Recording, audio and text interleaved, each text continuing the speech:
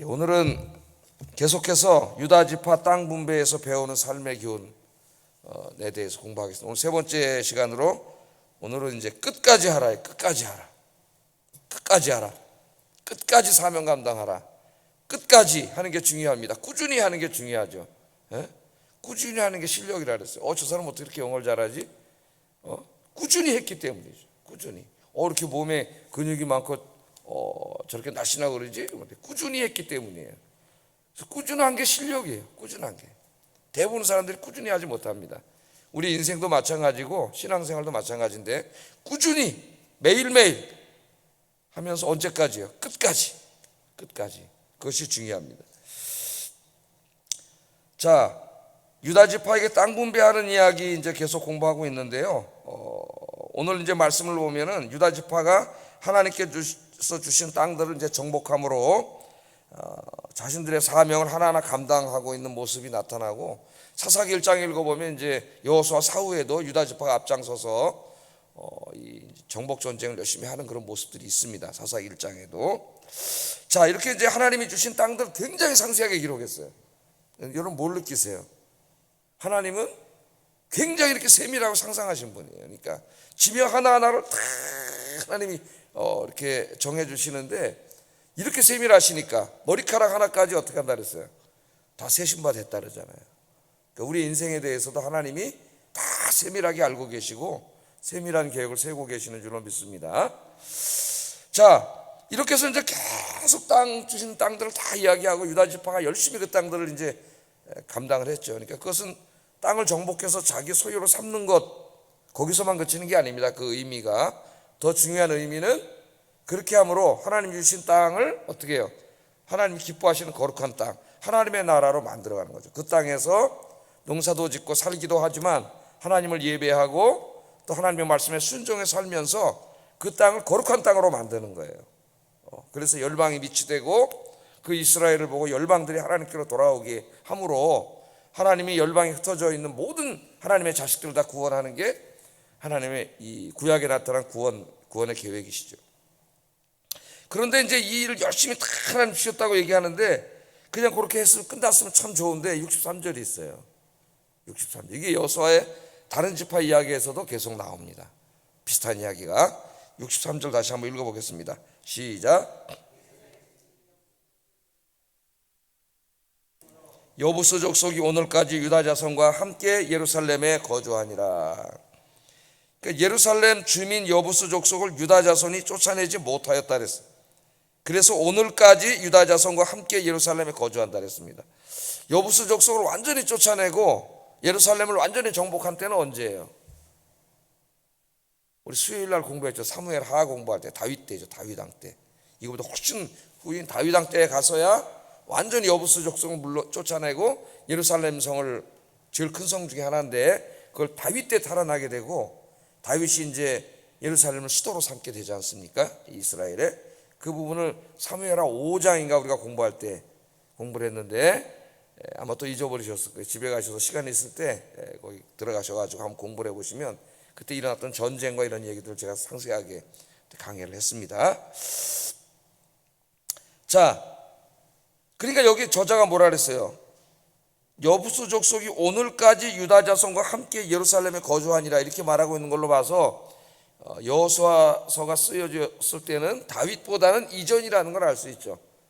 이때 여호수아가 살던 이 시대보다는 이후고 다윗보다는 이전이라는 걸 알 수가 있어요. 이 연대를 정할 때 우리가 이제 그렇게 정해놓고 상한선과 하한선을 정해놓고 많은 역사적인 사료들을 연구해서 최대한 가까운 연대를 찾아내는 거죠. 정확히는 우리가 알 수 없지만 그렇게 공부를 합니다. 더 이상 하한선 내려갈 수 없는 연대, 분명한 증거로 넘어갈 수 없는 연대를 이렇게 정해놓고 연대를 정해요. 자, 그래서 오늘 63절을 중심으로 끝까지 사명 감당하는 것의 중요성, 꾸준히 끝까지 하는 것의 중요성, 여기에 대해서 오늘 좀 살펴보도록 하겠습니다. 자, 유다 지파는 각 가문별로 가족별로 하나님께서 주신 땅, 굉장히 많은 땅을 오늘 상세하게는 지명까지 다 이렇게 이야기하시면서 그 땅을 다 주셨어요. 그래서 대부분의 땅은 다 이렇게 이제 점령을 했는데 사사기까지 계속되죠, 이 이야기들이. 그런데 여부수 족속이 살고 있는 예루살렘을 점령하지 못했다 그랬습니다. 63절이 오늘 핵심이에요. 여기에 오늘까지 유다 자손과 함께 예루살렘에 거주하고 있고, 다윗 왕 때까지도 탈환하지 못하다가 다윗이 맨 처음에 왕노릇을 헤브론에서 했죠. 7년 6개월 동안 북이스라엘하고 남유다가 나누어서 싸웠잖아요. 그죠? 이미 솔로몬 이후 시대 이전에 남북 왕조 시대가 있었어요. 그다음 이제 7년 반 만에 통일을 해가지고 이스라엘 전체 왕이 될 때에, 그때 이제 수도를 헤브론으로 하지 않고 예루살렘을 탈환해서 예루살렘으로 정하게 되는 겁니다. 자, 왜 여부스 사람을 쫓아내지 못했을까요? 하나님이 이렇게 딱 지명까지, 동네 이름까지 다 정해주면서 이 땅을 너에게 준 땅이니까 정복하라고 했는데, 왜 이 여부스 사람들이 살고 있는 예루살렘 성은 다 점령하지 못했느냐? 한 두 가지 정도로 생각해 볼 수가 있는데, 첫째는 그들이 강했기 때문이죠. 약했다면 금방 점령했겠죠. 강했기 때문에. 사사기 1장 21절에 보면은 베냐민 지파도 예루살렘의 여부스 족속을 완전히 쫓아내지 못했다고 기록을 하고 있어요. 사사기 1장 21절 읽어보겠습니다. 시작.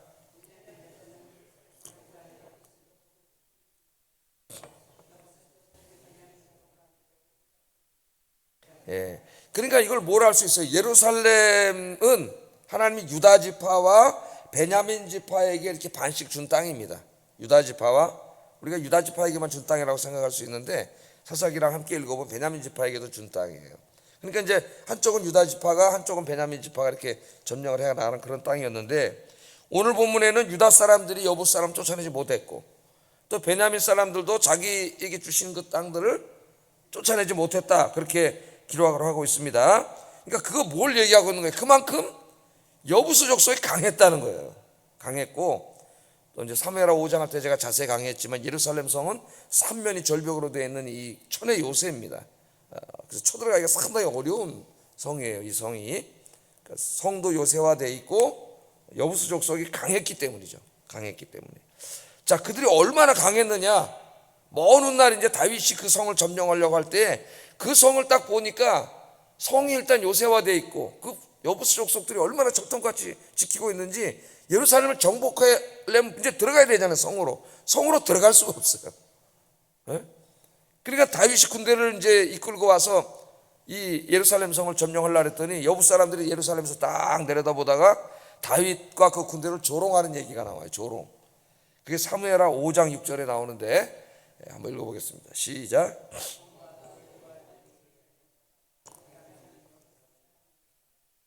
그 사람들이 다윗에게 이르되 내가 결코 이리로 올라오지 못하리라. 맹인과 다리 저는 자라도 너를 물리치리라 하니 그들 생각에는 다윗이 이리로 들어오지 못하리라 함이니라. 이렇게 조롱하는 말이죠. 여기 앞을 못 보는 장애를, 눈에 시각장애를 가진 사람들이나 또 다리를 움직이지 못하는, 걷지 못하는 사람들이 지켜도 너희 정도는 이길 수 있다, 그런 말이에요. 그러니까 얼마나 모욕적인 말이에요. 모독하는 말. 한번 와봐라. 한번 와봐라. 격투기 같은 거 할 때 어떻게 해요? 상대 선수를 도발하라고 때려봐 이런 선수들이 있죠. 때려 그런 선수들이. 그러면 이제 약 올리는 거죠. 근데 약이 올라가지고 이제 막 그럼 그 선수 지는 거예요. 침착하게 해야지.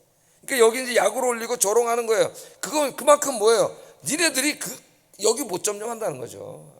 니네 조상 유다 지파, 베냐민 지파 아무도 여기를 점령하지 못했다. 우리를 쫓아내지 못했다. 이기지 못했다. 그렇게 하면서 조롱하는 내용입니다. 어떻게 점령했어요? 사무엘하 5장에 보면, 집에 가서 한번 들어보세요. 들어갈 길이 없는데 수로로 들어갔다 그랬죠. 수로로. 그래서 고고학자들이 발굴한 바에 하면은 그 예루살렘 성 안에 이제 우물이 있는데 물이 있어야 먹고 살잖아요. 그게 이제 이렇게 수직으로 15m 이렇게 파가지고 이제 그 물이 올라오는 것이 이렇게 계단식으로 이렇게 돼 있다 그래요. 그거 외에는 들어갈 길이 없어요. 들어갈 수 있는 데가 아니에요. 근데 그리로 들어갔다 그랬어요. 그러니까 누군가가 그리로 들어가서 예루살렘 성의 문을 연 거죠. 열고 이제 그리로 들어가게 된 거죠. 아마 특공대를 만들어 가지고 특공대들이 그리로 들어간 게 아닌가. 그러니까 그만큼 성은 요새화되어 있고 여부수 족속은 강했기 때문에 어떻게 해볼 수가, 몇 번 하다가 안 되니까 포기했다, 이렇게 볼 수가 있고요. 또 두 번째 이유는, 첫째는 여부수 족속 강했기 때문이고, 두 번째 이유는 이제 땅 이름들을 보세요. 얼마나 많은 땅을 다 얻었어요. 살 만큼 땅을 얻었기 때문일 것입니다. 제가 생각할 때. 자, 유다 지파는 하나님이 주신 땅들을 다 점령해 나갔습니다. 그래서 이제 예루살렘 빼고는 거의 다 점령을 해 나갔어요. 근데 저들과 몇 번 싸워보니까 너무 강력하고 성은 요새화되어 있고 너무 힘들고 어떻게 할 수가 없어, 인간적으로 볼 때. 그러나 그래도 어때요? 하나님이 점령하라 그랬잖아요. 가나안 족속은 다 멸하고 쫓아내라 그랬지 않습니까? 예? 끝까지 싸워야 되는데 이미 많은 땅을 점령했기 때문에 먹고 살기에 그렇게 부족함이 없어요. 근데 저걸 보니까 너무 강하고 너무 힘들어. 많은 희생을 치러야 될 것 같고, 그러니까 포기한 거죠. 사람이 등 따시고 배부르면 어떻게 돼요? 편안한 걸 찾게 되죠. 편안한 걸. 네. 우리 신앙생활도 저희 이제 부모님 세대, 저 어렸을 때 그때는 진짜 힘들고 어려울 때였죠. 힘들고 어려울. 제가 초등학교 다닐 때 우리 반이 80명이 넘었는데, 한 학년에 애들도 많고 집에 전화 있는 애들이 한 명 있을까 말까 할 정도였으니까 얼마나 가난했겠어요. 뭐 여기 저보다 연세 많으신 분들이 더 많으니까. 예. 그때는 정말 뭐 철야기도 금요기도 뭐 다 했죠. 막 엄청나게 열심히 신앙생활하고 기도하고 막 그랬는데, 이제 등 따시고 배불러지니까 이제 조금씩 편안함을 추구하고 눈이 하나님으로 가던 눈이 다 세상으로 이렇게 가고 그런 길을 갖고 있는데, 우리나라만 그런 게 아니라 이미 서양은 그 앞서서 그 길을 다 가서 문 다 닫았고, 영국의 기독교 인구가 2%도 안 된다 그러지 않습니까? 불과 한 50년 전만 해도 거의 모든 영국의 가정들은 부모와 자식이 식탁에 앉아서 기도하면서 밥 먹고 이런 나이였는데 이렇게 돼버렸어요. 여러분, 우리나라 잠깐입니다. 이제 우리나라도 경제가 풍요로워지고 살기가 좋아진 다음에 신앙생활을 잘한 경우는 역사에 없습니다. 거의. 그리고 신앙생활이라는 게 대부분 기복신앙적으로 믿었기 때문에 돈 주세요, 집 주세요, 뭐 주세요, 그러다 그게 생기니까 그게 하나님이 돼버린 거예요. 그게 신앙생활도 제대로 안 하는데 무슨 사명을 끝까지 감당하겠어요. 자, 이 땅들을 많이 주시니까 그것들을 이렇게 쉽게 얻은 땅인지 싸워서 얻어가지고 막 하다 보니까 이제 먹고 살 만큼 됐고, 저 예루살렘 저기 여부 쏙쏙 있는데 저거 너무 세고 저거 하려니까 희생도 많이 치러야 될 것 같고, 그러니까 하나님 주신 사명임에도 불구하고 자기 멋대로 멈춘 거죠. 누구 때까지? 다윗 때까지 사명을 감당하지 못한 거예요. 열왕기서를 쭉 읽어보면은 처음에는 진짜 왕이 돼가지고 정말 하나님을 경외하고 열심히 섬겼던 왕들이 있는데, 후반기에 가서 이제 권력이 안정되고 편안한 삶을 살게 되었을 때에 그때 가서 용두사미가 된 왕들이 많이 나옵니다. 열왕기서를 쭉 읽어보시고, 또 제가 강해를 다 해놨으니까 한번 이제 이렇게 가을에 큐티하면서 한번 읽어보세요. 강해를 다 해놨어요. 새벽기도 때 짧게지만은 언젠가 또 한번 기회가 되면 조금 수요일 날 예배 때 길게 만들어 가지고 한번 다시 공부를 해보도록 그렇게 하겠습니다. 자, 그러니까 처음에를 읽어보면 정말 이렇게 훌륭한 왕이 없는데 나중에 권력이 안정되고 힘이 세지면서 점점 교만해지고 자기가 하나님이 된 거죠. 그래서 말년에 하나님을 떠난 왕들이 많이 있어요. 끝까지 가지 못한 겁니다. 끝까지. 신약 성경에 보면은 데마라고 하는 청년, 그렇게 열심히 하나님을 섬겼고 바울과 함께 복음 전하면서 각 나라를 돌아다니며 선교하고 감옥에도 같이 들어가고 그랬던 사람이잖아요. 다윗이 인사할 때마다 사랑하는 의사 누가와 데마가 너에게 무난하느니라. 그게 옥중서신에 그렇게 나오거든요. 근데 이 데마가 나중에 바울이 이제 로마에 두 번째로 들어가서 사역하려고 할 때 떠나게 되죠. 디모데후서 4장에 바울의 마지막 유언서인데 거기 보면 데마는 디모데후서 4장 10절 읽어보겠습니다. 시작.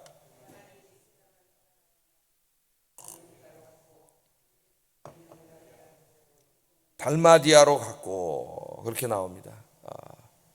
초창기에는 또 이전에는 그렇게 열심히 기도하고 섬기고 봉사하던 분들이 어느 날 기도 자리에 나오지 않고 예배 자리에 나오지 않고 봉사하고 전도하는 자리에 나오지 않습니다. 믿음이 점점 자라고 성숙하고 성장해야 되는데 믿음은 계속 쭈그러들어서 용두사미가 돼가는 거죠. 끝까지 이 길을 달려가지 못하는 거예요. 참으로 안타까운 일이죠. 여러분의 믿음이 용두사미가 되지 마시고 이렇게 새벽 기도하시는 것이 몸에 밴 여러분들이 끝까지 이 기도의 사명을 감당하시기를 주의 이름으로 축복합니다.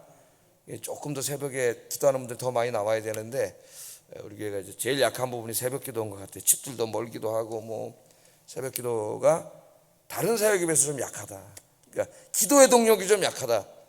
좀 안타까운 이야기예요. 여러분들이 더 기도하셔서 여러분의 기도 때문에 곧 지금 나오는 숫자의 배가 나올 수 있기를 주의 이름으로 축복합니다. 끝까지 감당을 하세요. 자, 우리 예수님을 보면은 예수님이 어떻게 사명을 감당했느냐? 요한복음 17장에 보면은 이제 예수님의 그 유명한 기도가 나오죠. 요한복음 17장은 예수님이 전부 기도한 내용입니다. 그러니까 주기도문은 어떻게 기도하라고 기도의 형식과 내용을 가르쳐준 내용이라면은 이 17장은 예수님이 직접 기도하신 내용이에요.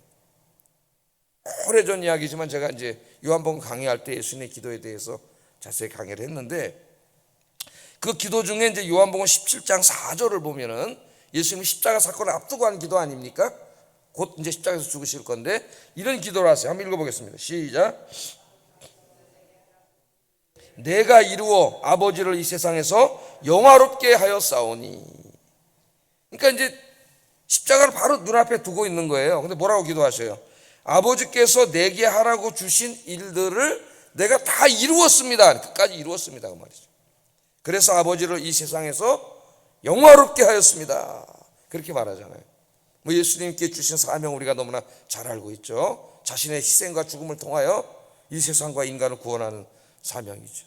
하나님은 우리 모두에게 다 사명을 주셨는데 중요한 게 뭐냐면은 꾸준히 끝까지 감당하는 거예요. 그래서 하나님 앞에 가기 전에 예수님처럼 하나님이 나에게 하라고 맡기신 모든 일들을 내가 다 이루어서 내 한평생 동안 하나님을 영화롭게 했습니다. 여러분들이 새벽에 나 기도하는 이 사명을 감당, 이 중요한 사명이잖아요. 이 사명을 내가 끝까지 잘 감당하여 하나님을 영화롭게 했습니다. 그렇게 할 수 있기를 바랍니다. 그리고 하나님 영화롭게 했습니다. 그러니까 우리가 하나님 맡겨준 사명을 끝까지 하나님 앞에 가는 그날까지 잘 감당하는 것이 하나님께서 영광 받으시는 이런 얘기라고 예수님 말씀을 하는 거죠. 나중에 이제 십자가에서 마지막으로 하신 말이 뭐예요? 다 이루었다는 말이죠. 요한복음 19장 30절 읽어보겠습니다. 시작. 다 이루었다 하시고 머리를 숙이니 영혼이 떠나가시니라. 그 십자가에서 마지막 그 고통스러운 6시간 동안 매달려 계시면서도 거기서 이제 가상칠언 7가지 말씀을 하셨는데 마지막 말씀이 다 이루었다는 거예요. 마지막 죽는 그 순간까지 하나님이 맡기신 일을 끝까지 감당하고 죽으시는 모습으로 성경은 우리에게 기록하고 있습니다. 그래서 성경은 우리 신앙을 마라톤에다 비유를 했죠. 마라톤 42.19km. 얼마나 힘들어요. 마라톤 선수들이 하는 말을 들으면 한 몇 번 고비가 온다 그럽니다. 몇 번 고비가 오는데 그때 막 포기하고 싶은 마음이 막 드는데 너무 힘들어가지고. 근데 성경도 우리 신앙을 마라톤에 비유했어요. 그래서 끝까지 경주한 자, 끝까지 목표 지점까지 끝까지 간 사람들에게는 하나님이 의의 면류관을 주신다 그랬죠. 올림픽에서는 1등만 주지만 하나님은 그 길을 끝까지 달려간 모든 성도들에게 의의 면류관을 주신다. 그렇게 이야기했습니다. 그래서 이 예수님의 진짜 제자라고 할 수 있는 사도 바울이 부활하신 예수님을 만난 후에 자기 인생의 나머지를 하나님 맡기신 일을 감당하는 일을 쭉 감당했어요. 빌립보서 3장 12절에 보면은 내가 이미 얻었다 함도 아니요 온전히 이루었다 함도 아니라 오직 내가 그리스도 예수께 잡힌 바 된 그것을 잡으려고 달려가노라. 그렇게 말합니다. 이미 내가 다 얻었다, 또 이미 온전히 이루었다, 그렇게 말할 수 있는 사람은 없어요. 나 이만큼 했으면 됐지, 그렇게 말할 수 있는 사람은 없어요. 사도 바울도 그렇게 생각하지 않는다는 거예요. 그리스도 예수께 잡힌 바 된 그것을 잡으려고 매일매일 어떻게 해요? 매일매일의 삶이 계속 꾸준하게 달려가는 거죠. 언제까지? 주님 앞에 갈 때까지죠. 그렇게 빌립보 교인들에게 글을 썼는데 마지막 이제 죽음을 앞두고 그 유명한 고백을 합니다. 디모데후서 4장 6절 8절 읽어보겠습니다. 시작. 나의 떠날 시각이 가까웠도다. 나는 선한 싸움을 싸우고 나의 달려갈 길을 마치고 믿음을 지켰으니 이제후로는 나를 위하여 의의 면류관이 예비되었으므로 주고 들어오신 재판장이 그날에 내게 주실 것이며 내게만 아니라 주의 나타나심을 사모하는 모든 자에게 도니라. 아멘. 그렇게 하루하루를 꾸준히 살다가 마지막 죽는 직전까지 어떻게 했어요? 전제처럼 벌써 부어졌다. 그 말은 제가 여러 번 설명을 했죠. 전제는 제사 5대 제사가 있는데 그 번제를 드리는 중에 마지막 하나의 순서죠. 포도주를 이제 마지막에 쏟아붓는 건데, 그것은 뭐라 그랬어요? 전적인 헌신을 상징한다 그랬습니다. 자기 인생 전체를 하나님께 제물로 쏟아부었다는 거죠. 예? 이제 떠날 시각이 가까웠다. 죽음이 다가오면 사람들이 무섭고 두렵고 막 당황하게 되고 공황 상태에 빠지고 그러는데 그렇게 전혀 없어요. 떠날 시각이 가까웠다. 그러면서 나는 선한 싸움을 싸우고 나의 달려갈 길을 마치고 믿음을 지켰다. 얼마나 멋있는 말입니까? 여러분들의 고백이 될 수 있기를 바랍니다. 저도 기도하고 있어요. 저의 고백이 될 수 있도록. 예? 하나님 앞에 가기 전에 한번 후회 없는 인생을 살아보자. 예. 엊그제 저 어떤 텔레비전 프로를 보니까 서민갑부라는 프로가 있는데 이제 막 장사가 안 돼가지고 다 망하는 사람들을 찾아가서 그 사람이 컨설트를 해주고 잘 되도록 도와주는 그런 거예요. 옛날하고 좀 바뀌었더라고요. 보니까 누가 돈 많이 벌었냐가 아니라. 근데 보면 진짜 그 사람이 가서 보면은 진짜 한심해서 쳐다보고 어떻게 이렇게 장사를 하나 이렇게 놓고 그러면서 하나하나를 이제 지적해주고 그러는 건데, 그 빵집인가 다 또 망해가는 집에 젊은 사람인데, 그래서 아마 이제 도와준 것 같아요. 그리고 돈도 좀 줘서 가족들 고생한다래 소고기도 하나 사 먹고 그렇게 해준 것 같아요. 그래서 물어보더라고, 소고기 잘 드셨습니까? 그러니까 감사히 잘 먹었다 그래요. 예? 앞으로 어떻게 살고 싶으세요? 그러니까 매일 그렇게 고기 먹으면서 가족들과 살고 싶다 그래. 그랬더니 이 사람이 정색으로 하는 말이, 그렇게 사셔야죠. 그러려면은 미친 듯이 하셔야 돼요. 그러더라고. 미친 듯이 하셔야 돼요. 한심한 거야, 저 사람 하는 걸 보니까. 미친 듯이 하셔야 돼요. 근데 그 말씀이 하나님이 저에게 확 하시는 말씀을 들었어. 우리 집사람한테 내가, 야, 저 하나님이 나한테 하시는 말씀인 것 같다. 미친 듯이 목회. 미친 듯이. 앞으로 이제 한 10년도 채 안 남았는데 남은 기간에 미친 듯이 해라. 그렇게 확 저에게 끝까지 옆에 갈 때까지 그런 말씀으로 저에게 들렸어요. 그래서 얼마나 감사했는지 모릅니다. 사도 바울이 그렇게 얘기하잖아요. 그러면 하나님이 나에게 의로운 면류관을 내게 주실 거다. 나에게만이 아니라 이 길을 걸어간 모든 사람들에게 하나님이 주실 거다. 이 멋있는 말을 남기고 우리 기독교 전승에 하면 참수를 당했다 그래요. 로마에서 목이 이제 순교를 하게 되는 것이죠. 칼빈도 제가 가끔 말씀을 드리는데, 칼빈 전기를 읽다가 깜짝 놀랐습니다. 칼빈은 건강이 굉장히 안 좋은 사람이에요. 그래서 나중에 55세에 일찍 이제 세상을 떠나게 되는데, 나중에 말년에는 진짜 나가서 이게 예배 인도하기도 힘든 그런 침대에 누워 있고 막 이런 오랜 시간들을 보내는데, 그래도 일어날 수 있으면 나가서 설교를 하고 움직일 수 있으면 부축을 받아서라도 나가가지고 기도를 하고 예배를 인도하고 그랬더라고요. 나중에 침대에 누워서 못 일어날 때는 여호수아서는 어떻게 했다 그랬어요? 누워서 쓸 수가 없어가지고 말로 하면 비서들이 받아 적어서 썼다 그래요. 그 전기를 읽어보니까. 마지막 죽기까지 막 사람들을 만나서 기도해주고 하여튼 말할 수 있을 때까지 침상에서 그렇게 주의를 하다가 갔다는 걸 제가 책을 읽고 제 목표로 삼았다 그랬잖아요. 제 목표로. 하나님 나 죽을 때 저렇게 하다가 죽게 해주세요. 저렇게. 그걸 기도하고 있어요 지금도. 제가 지난번에도 한번 말씀드린 신성자 선교사님 선교 편지를 하나 받았는데, 요즘 너무 바빠가지고 80 정도 되셨을 거예요. 우리 교회 한번 오셨는데 조그만 여성이고 결혼도 안 하신 분인데 혼자 지금 남아프리카 공화국에 가서 신학교를 교장 선생님 하시면서 이제 강의도 하시고 그러는데, 낮에는 학교 행정이나 사람 만나고 너무 바빠가지고 강의 준비할 시간이 없어서 밤에 강의 준비를 하는데 시간이 없어서 하다 보니까 새벽 2시까지 한다면서요. 80 되신 분. 외로울 시간이 어디 있습니까? 80에도 지금 하나님을 위해서 낮에는 학교 일하고 밤에 2시까지. 너무 내가 은혜를 받고 부끄러웠어요. 그 편지를 읽고. 제 컴퓨터에 있어요 지금도 그 편지가. 그 다음에 또 이한수 교수님이 전화를 하셔가지고 이제 제가 한번 말씀드렸잖아요. 아마존 선교회 우리가 돕고 있는데 기도도 하지 않습니까? 쭉 얘기하면서 자기 은퇴를 다 해가지고 70이 돼서, 원래 교수가 65세 은퇴인데 20년 이상 한 교수는 이게 에머리투스 프로페서라 그래가지고 5년 동안 강의할 시간을 더 줍니다. 시간이 뭐 저렇게 했어요? 끝내야 되겠다. 그래가지고 이제 70까지 우리 목사들처럼 70까지 강의를 다 끝냈다는 거죠. 그럼 좀 쉬고 싶을 텐데 연금도 나오고, 그럼 뭘 할까 그러다 아마존으로 갈라 그랬대요. 아마존, 자기가 이제 여기서 후원하는 그런 아마존을 만든 사람이죠. 그 사람이 거기 가서 이제 하나님 말씀 저 신학생들 가르치다 죽으려고 했는데 사모님이 이제 거기 너무 멀어서 못 가겠다 그래가지고 바꿔서 이번에 필리핀으로 이제 필리핀에 신학교가 있답니다. 많이 있대요. 거기 가서 이제 그 강의를 하고 필리핀에 목사를 만들어 이런 사역을 하려고 한다는 얘기를 듣고 또 마음에 큰 도전을 받았어요. 은퇴 후에도 이렇게 죽을 때까지, 요새 막 건강하잖아요. 막 70에 은퇴해도 몸이 젊은 사람들 같은데, 예? 뭔가 주의 일을 끝까지 감당해야 되겠다 이런 생각 들었는데, 여러분 나이가 들고 이제 이렇게 은퇴를 하고 이러면서 우울감에 빠지고 우울해지고 막 늙어감에 대한 슬픔과 이런 노인 우울증에 빠지는 사람들이 대반인데, 이제 우리는 그렇게 하지 말고 80대 할머니가 2시까지 공부해 지금 일하면서 막 외로울 시간이 어딨냐고 주일한테 이러는데, 더욱더 바쁘게 더욱더 열심히 기도하고 전도하고 주일하고 예배드리고 봉사하고 그렇게 살아가시는 여러분 되기를 주의 이름으로 축복합니다.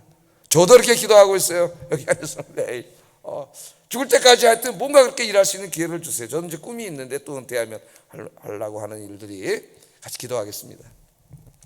끝까지 하는 게 중요하다 그랬어요. 끝까지 중도에 포기하지 말고 나의 매일매일이 하나님께서 맡기신 사명들을 잘 감당하는 하루가 되게 하소서.